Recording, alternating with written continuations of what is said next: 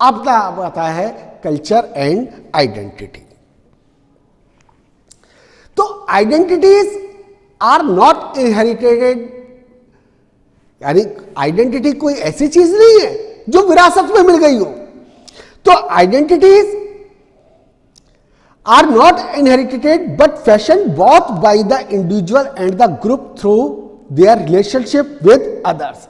यानी कोई ऐसी चीज तो है नहीं जो विरासत में मिल गई हो, बल्कि ये क्या है, ये व्यक्ति तथा समाज को इनके दूसरे व्यक्तियों के साथ जो संबंध है, जो रिलेशन है, उससे ये प्राप्त होती है। फॉर द इंडिविजुअल, तो यहां पर ये कहता है कि जो ये दूसरे व्यक्तियों के साथ में जो रिलेशनशिप मेंटेन होते हैं उसके बेस के ऊपर ये क्रिएट होती है। तो for the individual these social roles that she plays imparts identity. तो यहां पर कहता है प्रत्येक व्यक्ति का अपना अपना रोल होता है और जो वो रोल प्ले करता है उसके बेस के ऊपर क्या क्रिएट होती है, आइडेंटिटी क्रिएट होती है। तो every person in modern society play a multiple role. अब एक पर्सन का सोसाइटी के अंदर कोई एक रोल तो हो ही नहीं सकता, कई सारे रोल होते हैं और वो पर्सन जो रोल उसको मिलते हैं उसके बेस के ऊपर वो अपने अपने रोल्स को प्ले करता है, यानी अपनी अलग अलग भूमिकाओं को अदा करता है। तो it is not sufficient to enact roles. तो यहां पर ये कहता है कि भाई जो रोल्स हैं उन्हीं को बनाना पर्याप्त नहीं है। तो they also have to recognized and acknowledged, यानी इनको एक तरह से पहचान दिलाना जरूरी है और ये पहचान के साथ साथ उनको मान्यता दिलाना भी जरूरी होता है। तो यहां पर ये कह रहा है कि this can often be done through the recognition of the particular language. अब जैसे यहां पर ये बता रहा है कि आप किसी एक लैंग्वेज को अपनी मान्यता दिलाना चाहते हैं, that is used among role players, जो कि अलग अलग जो समाज के लोग हैं, सोसाइटी के लोग हैं, उन लोगों ने अपने अपने तरीके से अपना अपना रोल प्ले किया है। तो उसके बेस के ऊपर उनकी लैंग्वेज, अब लैंग्वेज का मतलब यहाँ पर अलग अलग बेसिस के ऊपर हो सकता है, उनके कोड वर्ड के बेस के ऊपर भी आ सकता है और सोसाइटी के अंदर जो उनके सिग्निफिकेंस है उसके बेस के ऊपर भी उसका रोल आ सकता है। जैसा कि यहाँ पे एग्जाम्पल देख के बता रहा है ये कि जैसे कि स्टूडेंट्स जो स्कूल के अंदर हैं उनका टीचर को रेफर करने का अपना अपना तरीका होता है। कोई इशारों के अंदर रेफर करता है स्टूडेंट के ग्रुप के अंदर और इशारों के अंदर वो सारी चीजें समझ जाते हैं। तो यहाँ पर टीचर को रेफर करने का अपना अपना तरीका होता है, दूसरे स्टूडेंट्स का अलग होता है, अपनी परफॉर्मेंस को शो करने का उनका अपना तरीका होता है। तो ये जो परफॉर्मेंस और जो सिग्निफिकेंस वो शो करते हैं उसके अंदर उनके कहीं ना कहीं इशारों के अंदर कुछ गूढ़ अर्थ छुपे हुए होते हैं और उन जो अर्थ होते हैं यानी जो कोड होते हैं उसकी वजह से उसका मीनिंग वो अपने तरीके से निकालते हैं और उसका अपना सिग्निफिकेंस बनता है। तो in a culture there can be many sub culture. अब यहां पे कह रहा है कल्चर के साथ में कई सारे सब कल्चर भी जुड़े हुए होते हैं, जैसे like that of the elite and working class youth. अब कल्चर, अब सोसाइटी के अंदर रहे, एक डोमिनेंट ग्रुप है, दूसरा वर्किंग क्लास ग्रुप है, जो यूथ है जो उनका अपना अपना सब कल्चर है। जो subcultures are mark by style. अब जो डोमिनेंट ग्रुप है ऑब्वियसली उसकी अपनी स्टाइल है, उसका कपड़े पहनने का तरीका अपना है, बात करने का तरीका उसका अपना अलग ढंग है, खाने पीने का तरीका उसका अपना है। जबकि जो वर्किंग क्लास का उनका कस्टम जो भी है, कस्टम और ट्रेडिशन तो दोनों के करीब पे एक है, लेकिन जो बातचीत करने का तरीका है, ड्रेसिंग सेंस है, फूड हैबिट्स है, उनकी सबकी अपना अपना होती है। तो ये क्या है, किसके अंदर आ गया, सब कल्चर में। तो subculture are marked by the style, taste, association, उसके साथ जुड़ा हुआ होता है। तो particular subcultures are identifiable by their speech. तो सब कल्चर जो हैं किसके बेस के ऊपर, स्पीच के बेस के ऊपर, ड्रेस कोड के बेस के ऊपर अलग अलग हो सकते हैं, क्योंकि हर म्यूजिक के बेस के ऊपर अलग अलग हो सकता है, क्योंकि हर पर्सन का अपना अपना स्टाइल है, अपना अपना टेस्ट है, म्यूजिक सुनने का तरीका, किसी को सॉफ्ट म्यूजिक पसंद है, किसी को फास्ट म्यूजिक पसंद है, कोई अलग तरीके से अपने एंटरटेनमेंट करता है, वर्किंग क्लास अलग तरीके से अपना एंटरटेनमेंट कर रहा है। तो सबका ये अलग अलग है। तो ये कल्चर के साथ में सब कल्चर भी क्या होते हैं, अटैच रहते हैं। तो subcultures groups can also function as cohesive unit. तो जो सब कल्चर ग्रुप है वो एक यूनिट के रूप में काम करता है, which imparts an identity to all members, जिसके अंदर जिसके जो ग्रुप के मेंबर्स हैं उनकी अपनी आइडेंटिटी बनी हुई रहती है। तो within such groups there can be leaders and follower. तो ऐसे ग्रुप के अंदर ऑब्वियसली बात है, कोई ग्रुप आपका बन रहा है तो कोई पर्सन उसका एक लीडर टाइप बन जाता है, बाकी सब लोग जो उसकी बात को फॉलो करते हैं वो उसके फॉलोवर बन जाते हैं। But group members are bound by the purpose of the group. लेकिन जो जितने भी ग्रुप के मेंबर हैं वो एक किसी न किसी उद्देश्य के साथ में वो एक दूसरे से जुड़े हुए रहते हैं एंड वर्क टुगेदर, और एक साथ काम करते हैं। किसके लिए? अपने ऑब्जेक्टिव्स को गेन करने के लिए वो एक साथ काम करते हैं। तो एथनोसेनेट्रिज्म, तो एथनोसेनेट्रिज्म क्या है कि it is only when culture comes into contact with another that the question of ethnocentrism arise. अब यहां पर बेटा ये कहता है कि यानी क्या है कि जब एक कल्चर दूसरे कल्चर के कांटेक्ट में आता है तो इसके बेस के ऊपर एथनोसेनेट्रिज्म का क्वेश्चन अराइज होता है। अब मैं पहले तो आपको मीनिंग बता देता हूं एथनोसेनेट्रिज्म क्या हुआ है। जो एथनिक ग्रुप है यानी हर ग्रुप का अपना अपना कल्चर है, अपना ट्रेडिशन है, अपना कस्टम है। तो उस बेस के ऊपर जब एक ग्रुप के मेंबर दूसरे ग्रुप के मेंबर के कल्चर का, ट्रेडिशन का, कस्टम का स्टडी करते हैं तो उसके बेस के ऊपर एथनोसेनेट्रिज्म का क्वेश्चन अराइज होता है। यानी वो एक दूसरे के वैल्यूज को, नॉर्म्स को एवलेट करते हैं। तो ethnocentrism is the application of one's own culture value in evaluating the behaviour and belief of people from other culture. तो इसका आशय किससे है कि जो अपने सांस्कृतिक मूल्य हैं और उनकी अपनी अपनी जो आस्थाएं हैं उस बेस के ऊपर एक व्यक्ति दूसरे के वैल्यूज का, नॉर्म्स का आकलन कर रहा है, उसका है जो क्या बोलते हैं उसको एवलेट कर रहा है, उसका मूल्यांकन कर रहा है, उसके लिए इसको प्रयोग में लाया जाता है। तो उसके बेस के ऊपर यह कह रहा है this means that the culture value projected as a standard. तो यहां पर ये कह रहा है कि जो कल्चर और वैल्यू है वो एक स्टैंडर्ड फॉर्म के अंदर उसको प्रोजेक्ट किया जाता है, जबकि नॉर्म्स है जो जिसका कि वो स्टडी कर रहा है दूसरे के कल्चर नॉर्म्स का जो एवलेट करते हुए जब स्टडी कर रहा है तो वो अपने कल्चर नॉर्म्स को दूसरे के कल्चरल नॉर्म्स से ज्यादा सुपीरियर समझता है। तो यहां पर भी यही कह रहा है कि underline ethnocentric comparison is a sense of a culture superiority clearly demonstrate in colonial situation. अब यहां पर जब अपन एथनोसेंट्रिक कंपैरिजन की बात करें, तुलनाओं की बात करें, तो इसके अंदर क्या क्या चीजें इंक्लूड होती हैं, यानी आपका कल्चर दूसरे के कल्चर से ज्यादा सुपीरियर है, तो ये जो फीलिंग्स है वो डेवलप हो जाती है। और ये फीलिंग्स कब डेवलप हो सकती है? जब आप जैसे किसी दूसरे कंट्री को आपने अपना कॉलोनी बना लिया या उसको जीत लिया, तो ऑब्वियसली बात है कि जिस कंट्री को आपने अपना कॉलोनी बनाया है उसके कल्चर से आप अपने कल्चर को ज्यादा सुपीरियर समझेंगे। तो यहां पर ये एग्जांपल देख के बता रहा है कि Thomas Babington McClay famous minute on education 1835 के ऊपर उन्होंने इंडिया के अंदर ईस्ट इंडिया कंपनी के जो एजुकेशन के बेस के ऊपर जो उनका व्यूज था उसके ऊपर उन्होंने अपना एक माइन्यूट लिया, एक दृष्टांत जारी किया कि भाई उसके आखिर में मीन्स क्या था। तो यहां पर ये कहता है कि इंडिया के अंदर उसको एग्जाम्पलीफाइज किया और वो कहते थे कि we must at present do our best to form a class who may be interpreters between us and the millions whom we govern।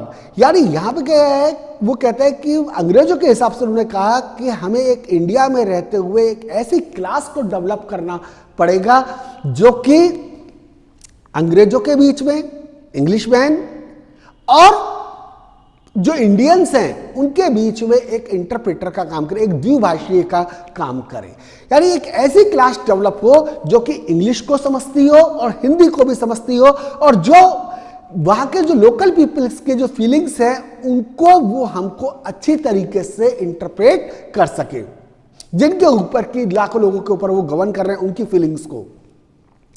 तो यहां पर वो कहता है कि एक class of person Indian in blood, यानी एक ऐसी क्लास को हमें डेवलप करना पड़ेगा जो कि ब्लड के हिसाब से तो इंडियन हो, लेकिन कलर के हिसाब से और टेस्ट के हिसाब से इंग्लिश हो। कहने का मतलब यानी वो उनकी पैदाइश तो इंडिया की हो और उनका कल्चर ट्रेडिशन इंडिया का हो, लेकिन वो इंग्लिश कल्चर और ट्रेडिशन को भी समझे और इंग्लिश कल्चर ट्रेडिशन को इंडियन से ज्यादा सुपीरियर माने।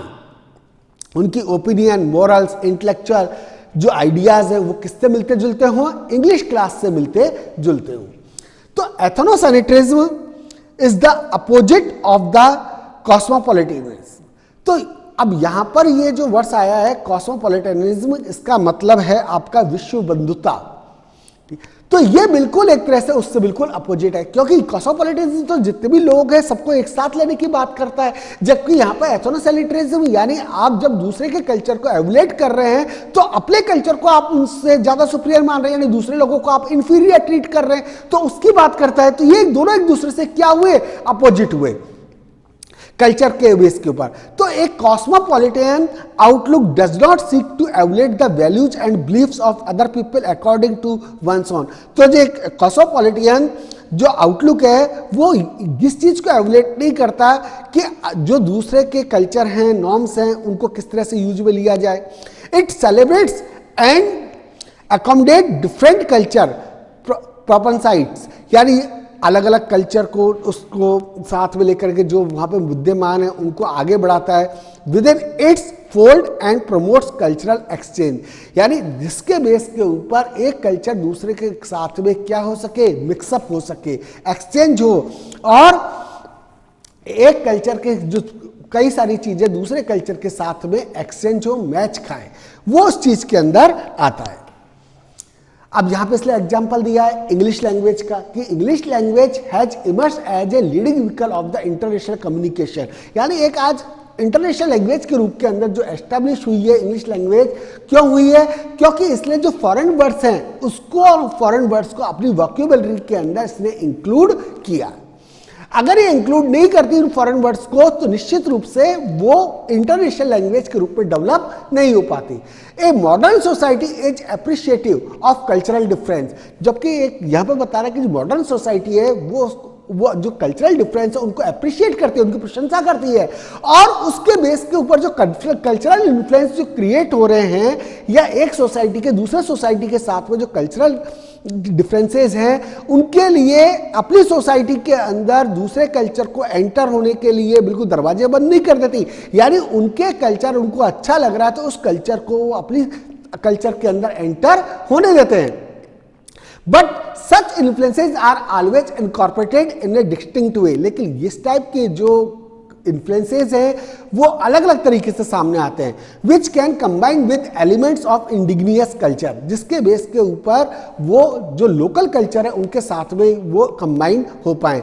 The English language despite it's foreign inclusion does not become a separate language. तो यहाँ पे कह रहा है कि भाई जो इंग्लिश लैंग्वेज है उसने फॉरेन वर्ड्स को अपने अंदर इंक्लूड करके कर लिया, तो इसका मतलब ये नहीं हुआ कि इंग्लिश लैंग्वेज एक सेपरेट लैंग्वेज बन गई है। यहां पर not does Hindi film music, अब यहां पर ये एग्जांपल दे रहा है हिंदी म्यूजिक का कि जो हिंदी म्यूजिक है उसके जो करेक्टर्स हैं वो भी है जो क्या बोलते हैं उन्होंने कई सारी चीजों को दूसरे चीजों से बोरो किया है, दूसरे कल्चर से बोरो किया, तो इसका मतलब ये नहीं हुआ कि भाई वो कल्चर है जो क्या बोलते हैं खत्म हो गया। The absorption of diverse style, form, sound and artifacts provides an identity to a cosmopolitan culture. तो ये जो एब्जॉर्प्शन है यानी जो चीजें आप दूसरे लोगों के साथ में अडेप्ट करते हैं अलग अलग स्टाइल्स के, फॉर्म्स के, आर्टिफैक्ट्स, तो उससे एक अलग पहचान डेवलप होती है और उसके बेस के ऊपर एक कॉस्मोपॉलिटन कल्चर की अपनी आइडेंटिटी सामने आती है। अब आता है अपना कल्चर चेंज। तो कल्चर चेंज के अंदर यहां पर ये कहता है, कल्चर चेंज के अंदर यहां पर ये कहता है, तो culture change is the way in which society change their pattern of culture. यानी कल्चर चेंज एक ऐसा तरीका है जिसके ऊपर सोसाइटी अपने कल्चर को, पैटर्न को बदलती रहती है। The impetus for change can be internal और एक्सटर्नल। अब इसका जो प्रभाव है कल्चर के ऊपर, जो चेंज होने का, वो इंटरनल भी हो सकता है और एक्सटर्नल भी हो सकता है। जैसे कि एग्जाम्पल दे रहा है ये कि यहां पर कि in regard to internal cause के बेस पे, for instance new methods of farming और agriculture can boost agriculture production. यानी जो अलग अलग तरीके फार्मिंग मेथड्स के डेवलप हुए तो उसके बेस के ऊपर एग्रीकल्चर का प्रोडक्शन बढ़ा, which can transform the nature of food consumption. अब ये जो क्या बोलते फूड कंजप्शन का तरीका भी इससे क्या हुआ, अलग हुआ। लोगों की लाइफ, जो स्पेशली जो एग्रीकल्चर पीपल थे, एग्रीगेन कम्युनिटी के लोग थे, फार्मिंग से रिलेटेड लोग थे, उनकी लाइफ इंप्रूव हुई। जबकि दूसरी तरफ यहाँ पे कह रहा है ये, on the other hand external intervention in the form of conquest और colonisation can also effect deep seated changes in the culture practice and behaviour of a society. जबकि दूसरी तरफ कह रहा है कि जो एक्सटर्नल इंटरवेंशन होती है कि अगर आप किसी चीज कंट्री को जीत लेते हैं या उसको अपना कॉलोनी बना लेते हैं तो उसके बेस के ऊपर जो कल्चर प्रैक्टिस है उसके ऊपर बहुत गहरा प्रभाव पड़ता है। तो culture change can occur through changes in natural environment. अब यहां पर ये कह रहा है कि जो कल्चर चेंज है वो आपके किस बेस के ऊपर, जो आपके नेचुरल एनवायरनमेंट है, जिस नेचुरल एनवायरनमेंट के आप कांटेक्ट में आते हैं दूसरे कल्चर के साथ में, उसके ऊपर भी इसका इम्पैक्ट पड़ता है। तो changes in the natural environment और ecology can drastically after the way of life of a people. तो इसके बेस के ऊपर ये कह रहा है कि जो परिवर्तन होते हैं उससे लोगों की लाइफ भी क्या होती है, अफेक्टेड होती है और चेंज हो सकती है। तो along with evolutionary changes there can also be revolutionary changes. अब यहां पर ये कहता है कि जो एवोल्यूशनरी चेंजेस होते हैं उसके साथ साथ रिवोल्यूशनरी चेंजेस भी सामने आते हैं। यहां पर इसे एग्जांपल देगा आपको फ्रेंच रेवोल्यूशन का कि when a culture is transformed rapidly and it's values and meaning systems undergo a radical change. यानी जब कोई कल्चर ट्रांसफॉर्म होता है, वो तेजी से बदलता है, तो उसकी जो वैल्यूज है, उसके मीनिंग है, वो भी क्या होते हैं, तेजी से बदलने लगते हैं। और जब वो तेजी से बदलते हैं तो उसके बेस के ऊपर रिवोल्यूशनरी चेंजेस आते हैं। Revolutionary changes can be initiated through political intervention. अब ये जो रिवोल्यूशनरी चेंजेस हैं किसके बेस के ऊपर, पॉलिटिकल इंटरवेंशन के बेस के ऊपर भी क्रिएट हो सकते हैं, टेक्नोलॉजिकल इनोवेशन के बेस के ऊपर भी हो सकते हैं, इकोलॉजिकल ट्रांसफॉर्मेशन के बेस के ऊपर भी हो सकते हैं। जिसलिए एग्जांपल दिया, जैसे फ्रेंच रेवोल्यूशन 1789 के अंदर हुआ था। अब वहां पर जो सोसाइटी थी वो पूरी 3 स्टेट्स के अंदर डिवाइडेड थी। जो 3 स्टेट्स थे उसके अंदर जो फर्स्ट और सेकंड स्टेट को बहुत ज्यादा सुपीरियर मांगा जाता था। तो वहां के लोगों ने जैसे ही ये रिवोल्यूशनरी चेंजेस आया तो सबसे पहले पॉलिटिकल चेंजेस किया, जो मोनार्ची को बिल्कुल खत्म कर दिया, and inculcating the values of liberty. और किस चीज को बढ़ावा दिया, लिबर्टी, इक्वलिटी और फ्रेटर्निटी, इन वैल्यूज को उसको बढ़ावा दिया अपने सिटीजन्स के बीच में। और उसके बेस के ऊपर जो मोनार्कियल रूल था उसको उन्होंने खत्म कर दिया। तो when a different understanding comes to prevail culture change occur. तो जब अलग अलग जो अंडरस्टैंडिंग जब सामने आती हैं, रिवेल करती हैं, तब जाकर के कल्चर क्या होता है, चेंज होता है। तो students thank you. Next topic के अंदर हम सोशलाइजेशन के बारे में स्टडी करेंगे कि भाई आखिर में सोशलाइजेशन क्या है। तो अभी तक हमने इसके डायमेंशंस के बारे में पढ़ा, कल्चर चेंजेस के बारे में पढ़ा। नेक्स्ट क्लास के अंदर हम सोशलाइजेशन के बारे में स्टडी करेंगे। Thank you.